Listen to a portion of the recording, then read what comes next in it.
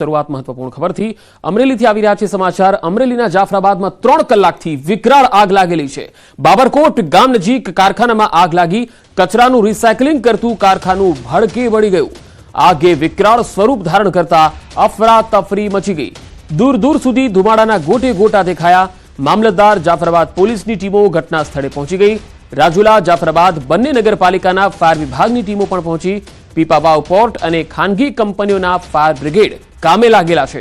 કુલ 7 જેટલા ફાયર બ્રિગેડની ટીમો આગ કાબૂમાં લેવા માટે જોતરાઈ છે। આગના કારણે કારખાનામાં મોટું નુકસાન જવાની શક્યતા છે।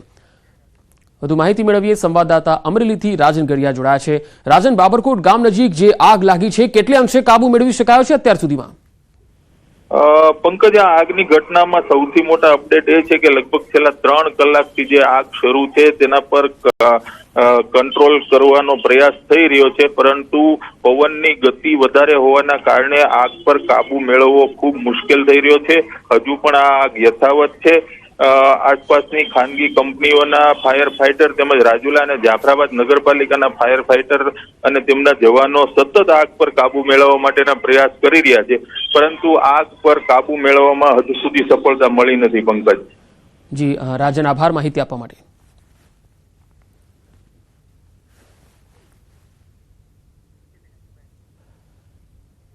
આ તરફ અમરેલીના ધારી દલખાણિયા રોડ પર આગની ઘટના બની। કૃષિ યુનિવર્સિટીના કેમ્પસમાં આવેલા પીડબ્લ્યુડી સ્ટોરમાં અચાનક આગ લાગી હતી।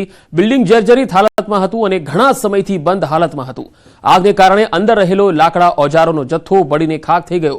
બગસરા ધારી નગરપાલિકાનું ફાયર વિભાગ ઘટના સ્થળે પહોંચી અને આગ બુઝાવી હતી। ધારી મામલતદાર પીડબ્લ્યુડીનો સ્ટાફ પણ પહોંચી ગયો હતો।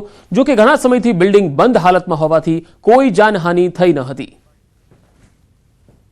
આજ રોજ કોઈ અગમ્ય કારણોસર જે કૃષિ શાળા છે ત્યાં આગ લાગેલ હતી અને ત્યાંથી આગ ફેલાતા જે પીડબ્લ્યુડીનો જૂનો સ્ટોર છે કે જે બંધ હાલતમાં હતો અને કંડમ પરિસ્થિતિમાં છે ત્યાં સુધી આગ લાગેલી છે અને બિલ્ડિંગ કંડમ હાલતમાં જ છે અને વર્ષો ત્યાં ખાલી હતું।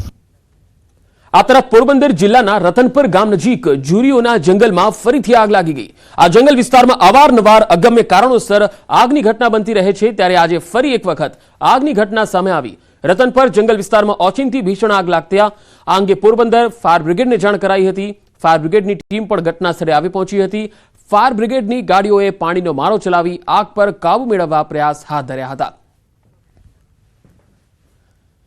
આ તરફ ભરૂચના વાલિયાના ડહેલી નજીક કારમાં અચાનક આગ લાગી। અચાનક ફાટી નીકળતા દોડધામ મચી ગઈ હતી। ઇકો કાર તમે તસવીરમાં જોઈ શકો છો જે ભડભડ સળગી રહી છે। અચાનક જ આગ ફાટી નીકળી અને ટ્રાફિક જામની પરિસ્થિતિ થોડીવાર માટે અહીંયા સર્જાઈ હતી। સદનસીબે કોઈ જાનહાનિ થઈ ન હતી। ભરૂચના વાલિયાના ડહેલી નજીકનો આ બનાવ।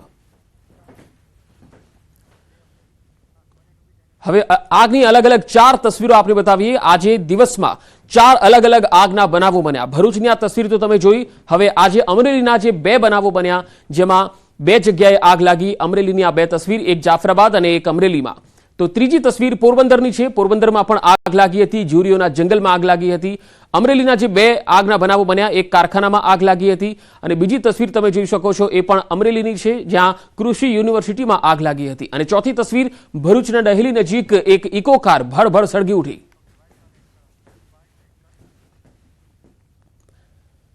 વિદ્યાર્થીઓમાં કલા અને સંસ્કૃતિ પ્રત્યે જાગૃતિ વધે એ માટે કોલેજ દ્વારા કલ્ચરલ કાર્યક્રમો થતા હોય છે। કંઈક આવો જ એક કાર્યક્રમ આણંદના વિદ્યાનગરમાં પણ યોજાયો। વિદ્યાર્થીઓમાં સંગીત માટે રુચિ વધે તે માટે મ્યુઝિક કોન્સર્ટ પણ રાખવામાં આવ્યો, પરંતુ આ કાર્યક્રમમાં યુનિવર્સિટીના વીસી અને રજિસ્ટ્રારનો ડાન્સ ચર્ચાનો વિષય બન્યો। આંખ મારે ઓ લડકી આંખ મારે આ સોંગ પર સ્ટેજ પર વીસીના પગ થિરકવા લાગ્યા। હવે સવાલ એ વીસીના પદની ગરિમાનો છે। વિદ્યાર્થીઓના મનોરંજનના કાર્યક્રમમાં યુનિવર્સિટીના સંચાલકો આવા સોંગ પર ડાન્સ કરે એ સૌ કોઈ માટે આશ્ચર્યની વાત છે। વિદ્યાર્થીઓ માટે આદર્શ ગણાતા સંચાલકોના આ પ્રકારના વર્તનની વિદ્યાર્થીઓના માનસ પર ઘણી ગંભીર અસર પડી શકે છે। આણંદ વિદ્યાનગરના સરદાર પટેલ યુનિવર્સિટીનો એક વિડીયો વાયરલ થઈ રહ્યો છે। વીસીના પદની ગરિમાને ન શોભે એવા સોંગ પર નિરંજન પટેલ નાચતા નજરે પડ્યા। હાલ સમગ્ર વિડીયો ચર્ચાનું કેન્દ્ર બન્યો છે। તો વિદ્યાનગર એસપી યુનિવર્સિટીના વીસીનો આ વિડીયો છે જે તમે જોઈ શકો છો અને આંખ મારે સોંગ પર ડાન્સ કરતા દેખાઈ રહ્યા છે અને સાથે સાથે આ વિડીયો છે એ તમે જોઈ શકો છો સંગીત અને સાહિત્યના પ્રચાર માટેનો આ એક કાર્યક્રમ હતો, પરંતુ આ વિડીયો આ ગીત ઉપર બન્યો અને સૌ કોઈ તેમાં થિરકતા હતા, ડાન્સ કરતા હતા, એ ચર્ચાનો વિષય બન્યો હતો. ભાઈલાલ પટેલ રજિસ્ટ્રાર પણ તેમની સાથે જોઈ શકાય છે જે નાચી રહ્યા છે અને વીસી નિરંજન પટેલ પણ છે જેઓ અહીંયા મંચ પર જોવા મળે છે. તો આ તસવીર છે આણંદથી સરદાર પટેલ યુનિવર્સિટીના એક સમારોહની અને તેમાં આ જે મહાનુભાવો છે એ આ ફિલ્મી સોંગ પર જે ડાન્સ કરી રહ્યા છે, આંખ મારી સોંગ પર ડાન્સ કરી રહ્યા છે, જબકે યુનિવર્સિટીના કોઈપણ કાર્યક્રમની અંદર આવા પ્રકારના ડાન્સ પર જે વિડીયો વાયરલ થાય અથવા આ પ્રકારના સોંગ અહીંયા વાગે એ પણ એક ગંભીર ચિંતાનો વિષય છે, કારણ કે કાર્યક્રમ સંગીત અને સાહિત્યના પ્રચારનો હતો. એટલે ગીત સંગીત અને સાહિત્યને લગતું હોય એ વાજબી છે, પરંતુ અહીંયા ગીત ફિલ્મી હતું અને સૌ કોઈ વિદ્યાર્થીઓ તો હતા જ, સાથે મંચ પર જે મહાનુભાવો હતા તેઓ પણ આ જ રીતે નાચતા જોવા મળ્યા હતા. મહીસાગરમાં આરોગ્ય વિભાગને શર્મસાર કરતી ઘટના બની. કડાણાની હેલ્થ કચેરીનો એક ચોંકાવનારો વિડીયો વાયરલ થયો. એક પરિણીત તબીબ મહિલા તબીબ સાથે અડપલા કરતો હોવાનો વિડીયો અને અડપલાની આ ઘટના સીસીટીવીમાં કેદ થઈ. કોન્ફરન્સ રૂમમાં એક પરિણીત તબીબ દ્વારા સાથી મહિલા તબીબ સાથે શારીરિક અડપલા કરતો વિડીયો વાયરલ થતા ચકચાર મચી ગઈ. આ મેડિકલ ઓફિસર અગાઉ પણ અનેક મહિલાઓ સાથે અડપલા કરી ચૂક્યો હોવાની ફરિયાદ થઈ હતી. જો કે અનેક ફરિયાદો વહીવટી તંત્રને કરવા છતાં પણ આવા લંપટ ડોક્ટર સામે મામૂલી કાર્યવાહી કરવામાં આવી. કડાણા તાલુકા હેલ્થ કચેરીમાં ફરજ બજાવતા મેડિકલ ઓફિસર સ્નેહલ ફરસાત દ્વારા સ્ટાફમાં જ ફરજ બજાવતી બે મહિલાને વારંવાર મોબાઈલ પર બીભત્સ માંગણીઓ કરતા મેસેજ પણ કરતો હતો.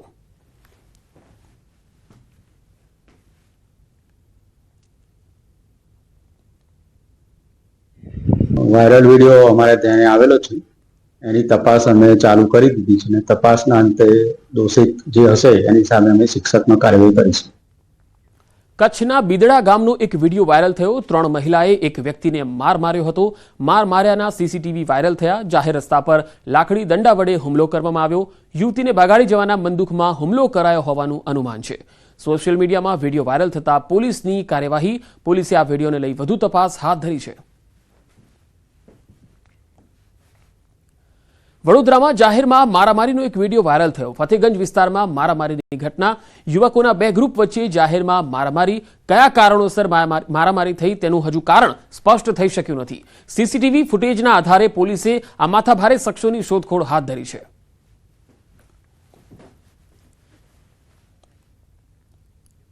અમદાવાદમાં ઘરઘાટી પર હુમલાના સીસીટીવી વાયરલ થયા.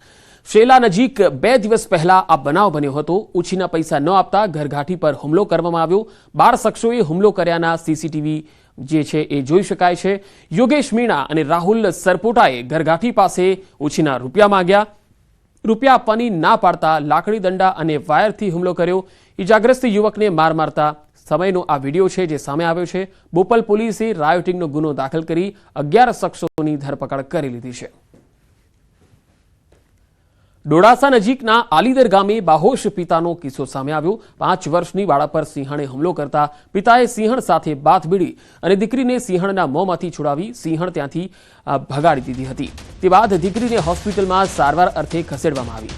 જોકે આ ઘટના બાદ વન વિભાગની કાર્યવાહી પર સવાલ ઉઠી રહ્યા છે. છેલ્લા ઘણા સમયથી આ વિસ્તારમાં સિંહોના આંટાફેરા અંગે ગામના અગ્રણીઓ અને સ્થાનિકો દ્વારા રજૂઆત કરવામાં આવી, છતાંય વન વિભાગે યોગ્ય કાર્યવાહી ન કરતા આ ઘટના બની હોવાના આરોપ લાગી રહ્યા છે. બીજી તરફ ઘટનાની જાણ થતાં વન વિભાગ દોડતું થયું અને સિંહણને પાંજરે પૂરવા તજવીજ હાથ ધરી. માલઢોરનો ને અમારા બાળબસાનો ખતરો પૂરેપૂરો હતો એટલે અમે અંદર જ રહેતા. 2 દિવસથી વૈયા ગયા હતા સિંહણ એટલે આ ભાઈ મારો ભાઈ છે ને જે એની દીકરીને લઈને બહાર નીકળ્યો બગીચામાં, તો પાછળથી સિંહણે પાછળથી હુમલો કરીને એથી નાખી દીધી એને. પછી ભાઈએ એને છોડાવી, પણ ત્યાં આવી રીતે સિંહ અને સિંહણ બેઠા રસ્તાનો કાંઠો હતો. સિંહણ દોડતી દોડતી ગમે તેની પાછળ દોડે છે એવી અમે રજૂઆત પણ કરી. જે તે સમયે જંગલ ખાતાવાળા આવ્યા તો એ લોકોએ આ સિંહણને હટાવીને પાછા ચાલ્યા જાય છે. અમારી ગ્રામજનોને ગ્રામજનો વતી હું ખાસ જંગલ ખાતાને વિનંતી કરું છું કે તમે આ સિંહણને તાત્કાલિક પાંજરા ઉપર પૂરી દો, નહીતર ફરીથીને પાછો માનવ જાત ઉપર એ હુમલો કરશે. અમદાવાદમાં એએમસીના ફૂડ વિભાગની કાર્યવાહી, શંકાસ્પદ ક્રીમનો જથ્થો સીઝ કરાયો. નરોડા ખાતે આવેલા શ્રીનાથ એસ્ટેટમાંથી આ જથ્થો ઝડપાયો. અંદાજે 1200 કિલો ક્રીમનો જથ્થો ઝડપી પાડવામાં આવ્યો. ક્રીમમાંથી ઘી બનતું હોવાની પ્રાથમિક માહિતી છે. શિવશંભુ ડેરી પ્રોડક્ટ નામની કંપની ચાલતી હતી. ક્રીમ, મિલ્ક પાવડર અને પામોલિન તેલનો ઉપયોગ કરાતો હતો. ફેટ અને વજન વધારવા માટે પામોલિન તેલનો ઉપયોગ થતો હતો. તમામ વસ્તુઓ એકત્ર કરી અને ક્રીમના નામે માર્કેટમાં વેચાણ થતું હતું. ફૂડ વિભાગની ટીમે સેમ્પલ લઈ અને ડેરીનું લાયસન્સ રદ કર્યું છે. અહીંયા અસલી ક્રીમ લાવે, અસલી ક્રીમની અંદર મિલ્ક પાવડર, પામોલિન અને વનસ્પતિનું મિક્સ કરે અને મોટા વલોણાથી એને એકરસ કરી ગરમ કરી ઠંડુ પાડે અને આ રીતના 20-20 કિલોના ક્રીમના કાર્ટૂન બનાવે અને હોલસેલમાં વેચતા હતા. આ મોટા ભાગે આજુબાજુના ગામડાઓમાં વધારે વેચાતું હોય છે જનરલી, અને નાની નાની દુકાનો હોય, ઝૂંપડપટ્ટીના વિસ્તારો એમાં વેચાતું હોય છે. આ ઘીનો વધારે પ્રમાણમાં ઉપયોગ કરવામાં આવે તો HDL કોલેસ્ટ્રોલ છે એ વધતું હોય છે, એના લીધે હાર્ટના રોગો થતા હોય. એક નાનો લોટ બનાવ્યો હતો 200 કિલો જેવું, એ બી લગભગ કોલ્ડમાં જ પડ્યું છે. અને બીજું લોટ આ બનાવ્યું છે. હજી સુધી કોઈને માલ વેચ્યું નથી ને કંઈ કર્યું નથી. સર, પામોલિન તેલ છે તો ખાવાની વસ્તુ એક દાખલા તરીકે. હવે થોડું ઘણું ફેટ વધારવા માટે અમે લોકો, જેમ ક્રીમમાં ફેટ ઓછા હોય ને એના ફેટ વધારવા માટે નાખતા હોઈએ છીએ. કોઈ પેલી અખાદ્ય વસ્તુ નથી નાખેલી, હજી તો ચાલુ જ હમણાં કર્યું છે. આ હમણાં કોલ્ડમાં મૂકવાના હતા, પછી ધીરે ધીરે જે 1-2, 5-5 કાર્ટૂનના જે ગ્રાહક મળે એ ગોતવા જવાના હતા. હજી તો કોઈ સાથે કોઈ સંપર્ક નથી થયું, કંઈ હજી કર્યું જ નથી. નારાજગી બાદ વિક્રમ ઠાકોર સાથે ન્યૂઝ 18 ગુજરાતીએ ખાસ વાતચીત કરી. કલાકારોની નારાજગી બાદ કલાકારોનું સન્માન કરાયું. કલાકારોના સન્માનમાં વિક્રમ ઠાકોરને પણ આમંત્રણ મળ્યું હતું. આમંત્રણ છતાં વિક્રમ ઠાકોર ના ગયા. વિધાનસભામાં કે ન લીધું સન્માન. મેં અવાજ ઉઠાવ્યો ત્યારે દરેક સમાજના કલાકારોને ન્યાય મળ્યો છે એવું વિક્રમ ઠાકોરે જણાવ્યું. તેમણે કહ્યું કે મારી વાત એટલી જ હતી કે દરેક કલાકારોને ન્યાય મળવો જોઈએ. દરેક કલાકારોને સન્માન મળે એ માટે મારી લડત હતી. આ લડત પૂરી થઈ. હું ગયો હોત તો લોકોને લાગત કે મારું સન્માન કરવું હતું અને સ્વાગત કરાવવું છે, એટલા માટે હું ગયો નથી. નારાજગી નથી, મારી વાત રાખી હતી અને એ વાત પૂરી થઈ ગઈ. કલાકારોનું સન્માન થઈ ગયું. નારાજગી સમયે કલાકારોએ મને ફોન કર્યા હતા કે એમને આમંત્રણ બાદ પણ મને કોલ કર્યા હતા. હું કદાચ જાત તો લોકોને એવું લાગત કે ભાઈ વિક્રમ ઠાકોરે પોતાનો મુદ્દો ઉઠાવ્યો હતો અને એનું સ્વાગત કરાવવું હતું, સન્માન કરાવવું હતું, વિધાનસભામાં જવું હતું, એટલા માટે એણે આ મુદ્દો ઉઠાવ્યો હતો. અને એ કારણથી જ ખોટા મેસેજ સમાજમાં જાય, એ કારણથી જ હું ત્યાં નહોતો ગયો. નારાજગી હજુ છે કે પતી ગઈ કે શું? કોઈ મંત્રણા થઈ છે, વાત થઈ છે આ મુદ્દે? ના, નારાજગી કોઈ મંત્રણા નથી થઈ, પણ નારાજગી દૂર થઈ ગઈ છે. કારણ કે જે વાત મેં રાખી હતી દરેક કલાકારનું સન્માન, તો એ સરકારશ્રીએ સન્માન કર્યું. સાથે સાથે મારે સન્માન નહોતું કરાવવું એટલા માટે સન્માનથી દૂર રહ્યો, પણ સરકારથી દૂર નથી. અત્યારે બી એમને એટલું જ સન્માન કરું છું સરકારનું, દરેક પક્ષના લોકોનું સન્માન કરું છું. અને બસ બીજું કે એક બીજી વાત હતી કે દરેક કલાકાર, દરેક સમાજના કલાકાર જે સરકારી કાર્યક્રમો થાય છે એમાં દરેક સમાજના સારા સારા ટેલેન્ટ જેમનામાં હોય એ કલાકારોને ચાન્સ મળવો જોઈએ. એ પણ મારા ખ્યાલથી સરકારશ્રી મારી આ વાત પણ સ્વીકારશે. કેજરીવાલ સાહેબ જોડે વાત થઈ, બસ એમણે જાણ થઈ કે આવી રીતે બહુ સારો કલાકાર છે અને બહુ સારું સમાજ સેવા પણ કરે છે અને એમને લોકચાહના પણ ગુજરાતમાં બહુ સારી છે. તો એમણે ઈશુદાનભાઈ ગયા હતા દિલ્હી, તો પછી એમણે વાત કરાવીને એમણે મારી જોડે વાત કરીને કીધું એમણે કે ભાઈ તમે દિલ્હી આવતા હોય તો જ્યારે બી આવો તો આવો, મળીએ. એ વાતના અંશો શું હતા કે કેજરીવાલ અને વિક્રમ ઠાકોર વચ્ચેની વાતચીત શું હતી? બસ આ જ વાત હતી, બીજું કોઈ રાજકીય વાત નહીં, કોઈ રાજકારણમાં જોડાવાની વાત નહીં કે એમના પક્ષમાં જોડાવાની વાત નહીં, એવી કોઈ વાત નહોતી. ખાલી મુલાકાત, શુભેચ્છા મુલાકાતની જ વાત થઈ હતી. એ પણ જ્યારે મારે ટાઈમ હોય કે મારે બાદ ક્યાંય જવાનું થાય, જેમ કે આગળ બી ગયો હતો દિલ્હી પ્રોગ્રામમાં, ત્યારે બી જ્યારે મુખ્યમંત્રી હતા ત્યારે બી મેં વિચાર્યું હતું કે એમને મળવું, પણ સમયના અભાવે એ વખત હું નહોતો બોલી શક્યો એમને. તો હવે રાજકારણમાં જોડાશો? ના, રાજકારણમાં જોડાવાનો કોઈ સવાલ જ નથી અત્યારે. હાલ પૂરતો તો મેં એ વિશે વિચાર્યું જ નહોતું. જેમ કે આ મુદ્દો બી મેં ખાલી કલાકારો માટે જ ઉઠાવ્યો હતો, એના પછી એમાં રાજકારણનો રંગ લાગી ગયો. નહીં તો ખરેખર રાજકારણ માટેનું કોઈ આમાં વાત જ નથી. તો કેજરીવાલ સાથે વાત કર્યા બાદ વિક્રમ ઠાકોરની પ્રતિક્રિયા. દિલ્હીમાં જવાનું થશે તો અમિત શાહ, મોદી, રાહુલ ગાંધી અને કેજરીવાલને પણ મળીશ. મારી નારાજગી દૂર થઈ ગઈ છે. રાજકારણમાં હાલ આવવાનો કોઈ નિર્ણય કર્યો નથી. આમંત્રણ બાદ આપના વડા કેજરીવાલે પણ વિક્રમ ઠાકોરને કોલ કર્યો હતો. કેજરીવાલના કોલ બાદ વિક્રમ ઠાકોરે ન્યૂઝ 18 સાથે ખાસ વાતચીત કરી હતી.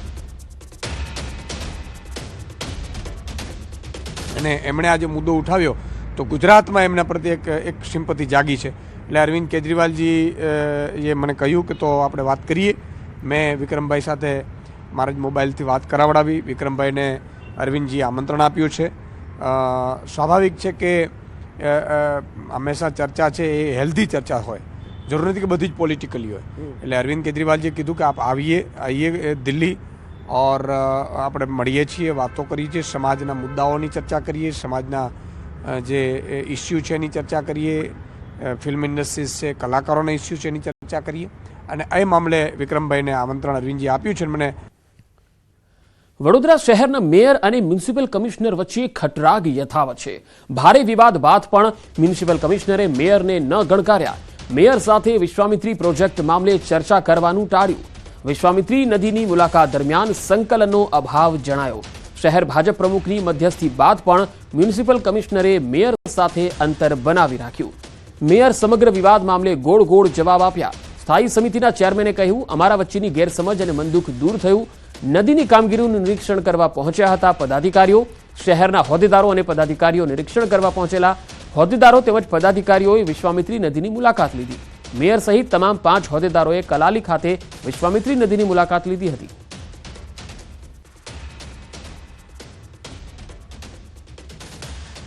આ નાના મોટા કોમ્યુનિકેશન ગેપ હોય, પરિવારની વાત છે અને તમામ સાથે જ હતા. પરંતુ ઘણી વખત કોઈક એકલા જતું હોય, કોઈ એ જતું હોય, એવો કોઈનો અપમાન કરવાનો કોઈ ઈરાદો હોતો નથી. આ બધાને પણ આ વિઝિટની માહિતી હોય, એ લોકો તો રોજે રોજ અહીં ઉપસ્થિત હોય છે.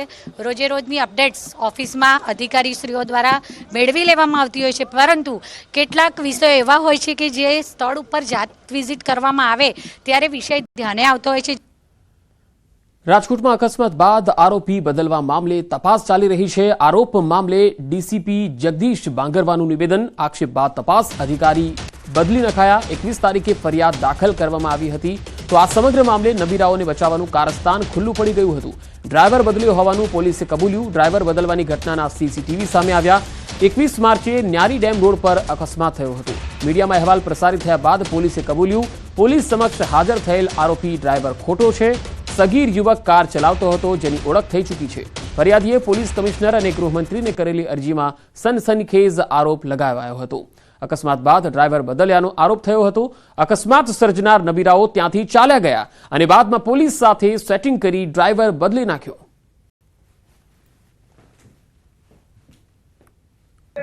જ્યારે પણ કોઈ પોલીસ અધિકારી આમાં એમને આયુને લાગતો હોય, ફરિયાદીને લાગતો હોય કે તપાસની અધિકારી સારી રીતે કામ નથી કરી રહ્યા, ત્યારે એમના એસીપી શ્રીને, એમના ડીસીપી શ્રીને, સીપી શ્રીને રજૂઆત કરી શકે છે. અમારા પાસે ઓફિશિયલી એમના દ્વારા કોઈ પણ પ્રકારની રજૂઆત કરવામાં આવી નથી. ગઈકાલે એક અરજી રિસીવ થઈ છે.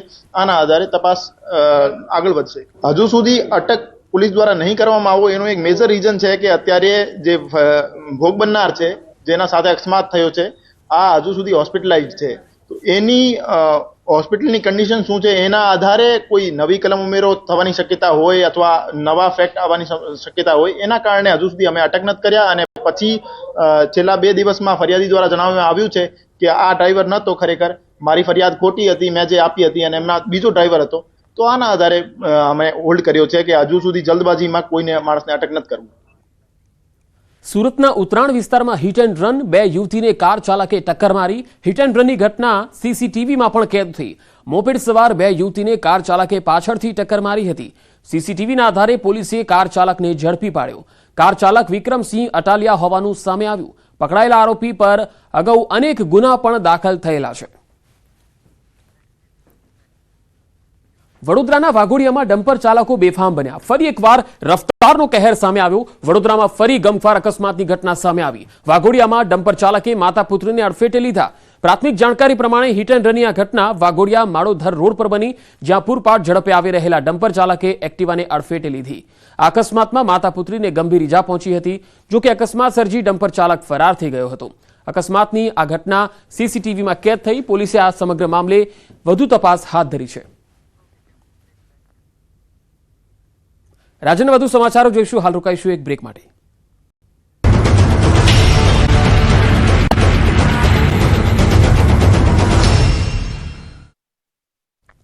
બ્રેક બાદ આગળ વાત સુરતની. સુરતમાં હોટલ સંચાલક પર ઘાતક હથિયાર વડે હુમલાનો મામલો. 25 વર્ષથી ફરાર આરોપીને પોલીસે દબોચી લીધો. આરોપી હિના ઉર્ફે મુકેશ બંસી ગૌડની ધરપકડ કરાઈ. વર્ષ 2000માં પાંડેસરા પોલીસના ચોપડે આરોપી વિરુદ્ધ ગુનો નોંધાયો હતો.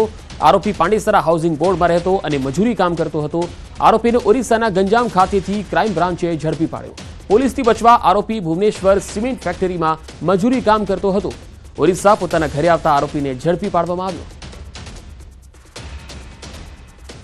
ખંભાળિયામાં ઓટો રિક્ષામાં ચોરખાનું બનાવી દારૂની હેરફેર કરતો ઓટો રિક્ષા ચાલક ઝડપાયો. જામનગર તરફથી દારૂની હેરફેર કરતા યુવકને ડીવાયએસપી સ્ટાફે ઝડપી પાડ્યો. ઓટો રિક્ષામાં સ્પીકરના ખાનામાં 84 બોટલ છુપાવી હેરફેર કરતો પિયુષ ડેર નામનો યુવક ઝડપાયો. અવારનવાર નવી તરકીબ અજમાવતા બુટલેગરોની નવી તરકીબનો પર્દાફાશ ખંભાળિયા ડીવાયએસપી સ્ક્વોડ દ્વારા કરવામાં આવ્યો. તો ઓટો રિક્ષા ચાલકની આ નવી તરકીબ ખંભાળિયાનો આ બનાવ છે. તસવીરોમાં જોઈ શકાય છે રિક્ષામાં ચોરખાનું બનાવી અને તેણે દારૂની હેરાફેરી કરી હતી. એવી જગ્યાએ દારૂ સંતાડ્યો કે જેથી કોઈને ખબર પણ ન પડે. ભાવનગરના વેળાવદર ભાલ પંથકના સવાઈનગર ગામે જમીન વિવાદમાં ભાઈએ જ ભાઈની હત્યા કરી. મોટા ભાઈએ નાના ભાઈ પર ધારિયા વડે હુમલો કરતા નાના ભાઈનું સારવાર દરમિયાન મોત થયું. 43 વીઘા જમીનને લઈ ભાઈઓ વચ્ચે ઘણા સમયથી બંદૂક હતું. મોટા ભાઈ જમીન વેચવાની વાત કરતા હતા, જો કે નાના ભાઈ ઇનકાર કરતા ગુસ્સામાં ઘાતકી હુમલો કર્યો. પિતાની ફરિયાદના આધારે પોલીસે આરોપી ભાઈની શોધખોળ હાથ ધરી. તેના પિતાની ફરિયાદ લઈ આરોપી મુકેશ વિરુદ્ધ તેની ફરિયાદ દાખલ કરવામાં આવેલા છે. પોલીસ દ્વારા જુદી જુદી ટીમ એલસીબી, એસઓજી અને લોકલ પોલીસની ટીમ બનાવી અને વહેલી તકે આરોપીને જબ્બે કરવામાં આવનાર છે. અમદાવાદમાં આરટીઈમાં પ્રવેશ માટે વાલીઓનો ધસારો. 6 લાખની આવક મર્યાદા કર્યા બાદ વાલીઓનો ધસારો વધ્યો છે. 6 લાખની આવક મર્યાદા થતા ધસારો વધ્યો. અમદાવાદમાં 15 દિવસમાં જ 31,000 ફોર્મ ભરાયા. અમદાવાદમાં 14,000 બેઠકો સામે બમણા ફોર્મ ભરાયા. 15 એપ્રિલ સુધી ફોર્મ ઓનલાઈન ભરવાનો સમય આપવામાં આવેલો છે. ફોર્મ ભરવાની અંતિમ તબક્કામાં હજુ પણ વધુ ફોર્મ ભરાઈ શકે છે. આરટીઈમાં પ્રવેશ પ્રક્રિયા માટે સમય મર્યાદા પણ વધારવામાં આવેલી છે. 15/4 સુધી આરટીઈમાં અરજદારો અરજી કરી શકે છે. તો આજના દિવસ સુધીની વાત કરું તો 31,696 જેટલી અરજીઓ નોંધાઈ છે. આની ચકાસણી કરવાની ચાલી રહી છે. વેરિફિકેશન થઈ અને એમાં જેનું એપ્રૂવ થાય છે તે જ આગળ પ્રવેશ પ્રક્રિયા માટે માન્ય ગણાશે. જેમનું રિજેક્ટ થાય છે તેઓએ પોતાના જે ડોક્યુમેન્ટના કારણે તેમનું રિજેક્ટ થયું હોય તે ડોક્યુમેન્ટ તેઓએ ફરીથી અપલોડ કરવા હોય તો કરી શકે છે, અથવા ફરી અરજી કરી શકે છે, અથવા એટલા ડોક્યુમેન્ટ જે છે એઓને ફરીથી અપલોડ કરવા માટેની તક આપવામાં આવે છે. અત્યાર સુધીની અરજીઓ જે છે 31,696 આવી છે. આમ જોવા જઈએ તો બની શકે કે હજુ પણ 15 દિવસ જેટલો સમય બાકી છે. એટલે આવકના દાખલા 6 લાખ સુધીના કઢાવવાના હોય એટલે એ પ્રક્રિયા ચાલુ છે. એટલે બની શકે કે છેલ્લા દિવસોમાં અરજીની સંખ્યા વધી શકે છે. ગાંધીનગર ખાતે એસસી, એસટી, ઓબીસી અને લઘુમતી સમુદાયના આગેવાનોની બેઠક મળી. એસસી, એસટી, ઓબીસી અને લઘુમતી સમુદાયના અધિકારોના હનન મુદ્દે આ બેઠક હતી. યુસીસી અને જાતિ જનગણના જેવા મુદ્દાઓ પર ચર્ચા કરવામાં આવી. યુસીસી કાયદો લાવી ધાર્મિક પરંપરા, રૂઢિઓ, રિવાજોને નુકસાન કરવાનો આરોપ. શિક્ષણ, નોકરી, રાજકીય પક્ષોમાં પ્રતિનિધિત્વ મળે તેવી તમામ સમુદાયની માંગ છે. આગામી દિવસોમાં દરેક મોરચે લડત શરૂ કરવા સામૂહિક નિર્ણય કરાયો. જાતિગત જનગણના આ ગુજરાતમાં થવી જોઈએ અને ગુજરાતના તમામ લોકોને જેવી રીતે એસટી, એસસી, ઓબીસી જેની જેટલી વસ્તી છે એને એટલા જ પ્રમાણમાં નોકરીઓમાં હોય, શિક્ષણમાં હોય કે રાજકીય પાર્ટીઓમાં હોય કે પછી મંત્રીમંડળોમાં હોય એની અંદર એની જાતિ પ્રમાણે એને પ્રતિનિધિત્વ મળવું જોઈએ. 3 વર્ષ સુધી પેસેન્જર ફ્લાઇટ વિહોણા એરપોર્ટ પર આખરે આજથી ફરી એક વિમાની સેવા શરૂ થઈ છે. એક પણ પેસેન્જર ફ્લાઇટ વગર પોરબંદર એરપોર્ટ છેલ્લા 3 વર્ષથી શોભાના ગાંઠિયા સમાન હાલતમાં હતું. ફ્લાઇટ વગરના એરપોર્ટની સુરક્ષા અને જાળવણીનો મોટો ખર્ચ સરકાર ઉઠાવી રહી હતી. ત્યારે આટલા વર્ષો બાદ ફરી એક વખત પોરબંદર મુંબઈ પોરબંદર વચ્ચે સ્પાઇસ જેટની ફ્લાઇટ કાર્યરત થઈ છે. આ ફ્લાઇટ પોરબંદર મુંબઈ પોરબંદર વચ્ચે સપ્તાહમાં 2 દિવસ ઉડાન ભરશે. આજે પ્રથમ દિવસે મુંબઈથી પોરબંદર આવેલ પેસેન્જર તથા અહીંથી મુંબઈ જઈ રહેલા પેસેન્જરનું એરપોર્ટ ઓથોરિટી અને ફ્લાઇટ કંપની દ્વારા સ્વાગત કરાયું. પોરબંદરથી મુંબઈ 5,600 થી લઈ 6,000 સુધી ભાડું રહેશે. અઠવાડિયામાં 2 વખત મંગળવાર અને ગુરુવારે ફ્લાઇટ ઉડાન ભરશે.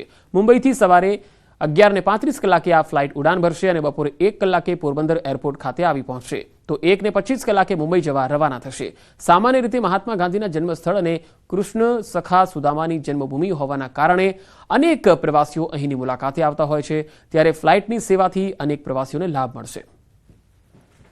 સારો અનુભવ થયો છે અને ટાઈમિંગ એ પરફેક્ટ હતું અને જે 1.5 કલાકની જાહેરાત કરે છે પણ લગભગ 1 કલાકની 2 મિનિટમાં પોરબંદર પહોંચી ગયું છે અને व्यवस्थित છે. मुंबई और पोरबंदर के बीच में स्पाइस जेट की एक फिर से नई सेवा चालू हुई है.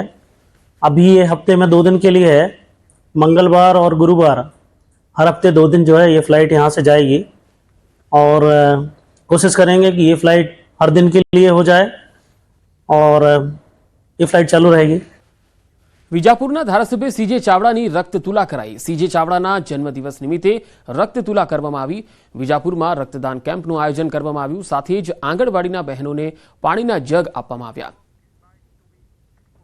મારું વજન પૂછીને અને 251 જેટલા રજીસ્ટર થયેલા રક્તદાતાઓનું રક્તદાન થયું છે અને રક્તતુલા મારફતે આ રક્ત બ્લડ બેંકમાં આજે મોકલવામાં આવશે અને ભવિષ્યમાં આ રક્ત જરૂરિયાતમંદોને જ્યાં જ્યાં જરૂરિયાત ઊભી થાય ત્યાં એમને આપવામાં આવશે અને લોકોના જીવન બચાવવામાં આવશે. તો આ બુલેટિનમાં અત્યારે આટલું જ. નમસ્કાર.